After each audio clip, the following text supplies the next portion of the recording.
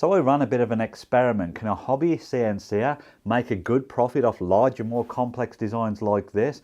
Well, let's go back a few weeks and I can tell you the full story. Now what I'm going to be doing is tracking my material costs, tracking all of my time and the effort that goes into this product, and then trying to sell it at the very end for a profit to see how much we can actually make. Now before recording this clip, I have already downloaded a file of a parametric chair that is made up of lots of separate pieces. So we really are going complex with this. Now the file should have been $30. But going through his Patreon page, you get all of his files for $10. So that is where the cost starts, $10. Next, we needed the material to align with those plans. Now this is all designed in different layers, but mainly it fits on one sheet of 8x4 plyboard. So I've got an 8x4 cut up into 4 sections to match the design. This is 18mm thick and that cost $45. So the total to begin with is $55 before we've even started cutting everything. Now in terms of time, I have also put the files into Carveco and done all of the relevant toolpath work on there. That took me 10 minutes, so that's where we're going to start the clock. Next thing is to get the CNC set up, start cutting these boards out and see how long all of that takes for the next step. So the board is in place, the downtown Jenny is fitted and set to the correct zero. The laptop is ready to go. So all this took about another 10 minutes to get this set up. So we'll add that to the clock. Now there are 2 designs to cut and you have to cut each design twice. So that's 4 boards in total. But because everything starts from exactly the same position and all the boards are the same size, it should just be a case of once one's cut, take it off, put the next board on in exactly the same position and repeat the same job and then get the other 2 designs done as well. So let's get this started and let's get the first cuts made. So that is board 1 cut. That took 1 hour and 4 minutes. It's safe to assume the next one is also going to take 1 hour and 4 minutes because it is exactly the same board. 5 minutes in between to take this board off, put the new one on and restart the job. So let's keep going and get the boards cut. So that is the second board now cut. One of the biggest tips I can give you is utilise the time whilst the machine is cutting. You still want to be in sight of it and still be able to hear it, but in this scenario what I did was cut out all of the other parts from the previous sheet and also trimmed off all the tabs and sanded them down. So now all of these parts from the first board are ready to move forward. We're going to do exactly the same with the second board, take this off, get all those flushed off and sanded down whilst the third board is cutting. And just like that, all the parts are now cut. Obviously we've skipped ahead a bit. There's no point in me just showing you constant footage of the machine running. Now in terms of the clock, we're going to add another 2 hours and 20 minutes to that. The reason for it is each of the second designs took 50 minutes each, 5 minutes changeover for each board and then an additional half an hour at the end to do the final bit of sanding on those last set of pieces. Now 92 parts have now been cut out and sanded for their first quick pass. I say quick pass because what we've got to do now is inspect every piece and check if there's any voids in the plywood. Even the best of plywood can sometimes have voids in it. So what we're going to do is check for gaps, put a bit of wood filler in there. If there is any, let it set for a couple of hours and then sand all of those down. And so what I'll do is I'll come back once I've done that laborious process and give you an update with the time. So I've gone around, inspected every piece, filled in any voids that needed to be done with wood filler, and I've also sanded this up to 240 grit, so we're good to move forward with the next step. So I suppose the next step for me now is to move on and start getting this glued up and assembled. Now despite there being nearly 100 parts to this project, it's actually pretty easy to assemble. You begin with the pieces for the arms and the legs, get those glued up and assembled first, leave it overnight. You need a few bits of hardware, some threaded rod, some capped nuts and some washers. Assemble those on one end and then it is a case of layering everything up, bit by bit, stacking them on top of each other, glue in between, and obviously a nail gun will help hold everything together as you work through the process. Apply the final bolts to clamp everything together, let the glue set overnight, and there's the chair basically assembled. You can then come in, give it a sand down, make sure everything is smooth, get rid of any excess glue and also begin to finish it off. Now I went with a couple of coats of clear wax on this. You may want to spray it with lacquer or something similar. Obviously the choice of finish is up to you, but ultimately you end up with a chair that looks something like this. Very beautiful, nice and smooth, nice and clean.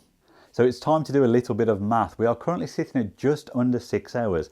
This took an additional 2.5 hours to assemble and finish off. So let's call that 8.5 hours. Now the reason this is important, you need to know how much time you have spent on something to get the base value of it. Now lots of people say, oh, I don't charge for my time. You really need to. I'm not going to get into pricing strategies, but ultimately you need to have a base figure to know what the project has cost you. Now I always say to people, at least start at whatever your country's minimum wage is, obviously if you have one. Now in the UK, that is around £12 per hour. So I'm going to flip that to dollars and call it $15 per hour. So we're going to go $15 times 8.5 hours. That is 127.5. So let's call that $130 in terms of time. Now we're going to add that to the base cost of the material, which was $55. So we're up to $185. Now there was those bits of hardware that I mentioned as well. Those come in at around $20. So we're up to $205. And I'm just going to round that up to $220 to cover some things like electricity and those type of additional bits. So ultimately, this has cost me $220 to make. Now, believe it or not, all of that is actually the easy part. It's now time to try and sell this at a reasonable profit that we can be happy with. Now those of you who followed me before YouTube may remember that I started off by making pieces of copper art, and the one thing I learned as part of that process was that you can sell your items across multiple platforms. It doesn't matter if it's eBay or Etsy or one of the many others out there. You reach a broader audience by spanning it across the multiple platforms. And when it comes to selling pieces of furniture like this, it can also help to build relationships with local specialist furniture sellers, because obviously if they are one-off commissions or things that look a bit more unique and I suppose separate from things out there on the market, you can have a better chance of selling it at those higher end markets or those higher end stores. Now obviously, why am I sitting in a slightly different backdrop here? Well, the one thing I really want to emphasize as part of this phase of the video is never overlook the importance of photography. When you come to sell your products, having great photographs can make the difference between your product selling or not. Or if you're competing against someone, it is the way to make your item stand out. Now I'm not including this as part of the cost of building the chair because it will vary for everybody. Some people may be able to photograph them themselves. Some people may be fortunate enough to know a photographer such as myself. I'm fortunate to use his studio to do this. Others may need to pay for them, but it is definitely something you need to factor in because ultimately, as I say, it can make the difference between your product standing out and fading into the background. So we've had photographs taken. It is now time to ask one of the biggest questions. How much can I actually sell this chair for? Now, I have been covering this video in dollars so far. I'm technically going to switch back to pounds purely because, well, this is being sold in the UK market. Now, I've done my research on chairs, similar designs to this and how much they are going for. Anything between around £500 to £1,000, or let's say $600 to $1,100-1,200. I'm going to go somewhere right in the middle of that and say it's £700 or $699 because people think that sounds less. So let's put this up for sale and see if it actually sells or I have just wasted my time and money. So the chair had been up for sale for a couple of weeks, and whilst it was getting clicks, it wasn't getting any sales. So I dropped the price by 50, and I've just pulled up to the workshop and had a notification to say that it has sold, which is genuinely amazing. However, I now need to go and cancel that order. Yes, you heard that correctly. I cancelled the sale of the chair. I did send a voucher with compensation, but regardless, I still cancelled the sale. And there's one big reason for this. I've kind of been deceiving you through parts of this video. I've been very selective in the footage that I've shown of the material and me working with it. Now, when I purchased this piece of plywood, I thought it was good enough quality for what I wanted to achieve, and it was also from a reputable local sawmill. But the more I started using it, I noticed things like the layers in it were not great. There were more voids than expected, and the top layer of veneer in places was peeling off very easily. So the bottom line is this wasn't up to the quality of plywood that I wanted for this particular project, and ultimately I wasn't happy selling this quality at the price that I was asking for it.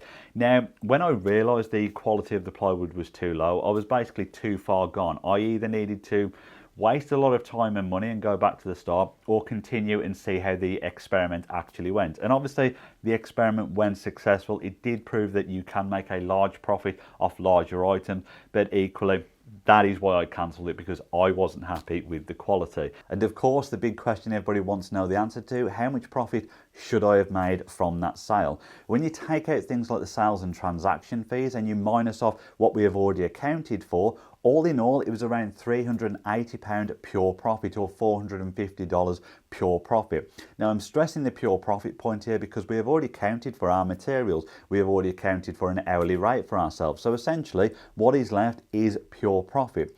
Now, even if we tripled the cost that we spent on the material, you would still be looking at over $350 pure profit, which really isn't bad from a project that you can essentially build in one weekend. Now, the other question people may be asking is, what platform did it sell on? I'm deliberately not telling you this because I'm going to cover this off in a future video in the new year. But do let me know in the comments section down below what platform you think this was most likely to sell on. Now, have I learned things along the way? Yes, I have. 3 things.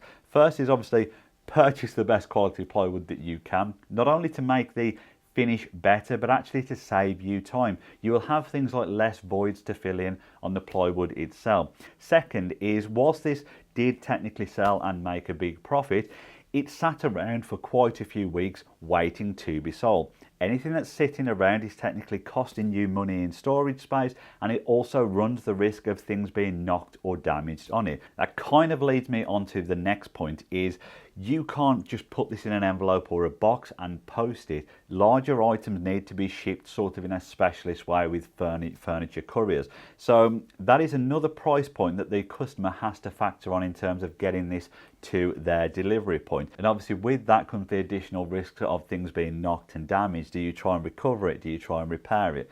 It's just another headache that can potentially happen. So would I continue to make large projects like this? For me, no. I don't really have the space to be dealing with stuff like this, or I suppose want to worry about the extra risks of it. But can you make a large profit from it? Yeah, we have proved you can. So experiment successful. I do hope you've enjoyed the video. If you did, of course, give it a thumbs up and make sure you do subscribe if you want to see more content like this. Let me know in the comment section down below. Thank you all very much for watching, and final thanks as always goes to my patrons. I appreciate everything you do. I'll see everybody on the next episode.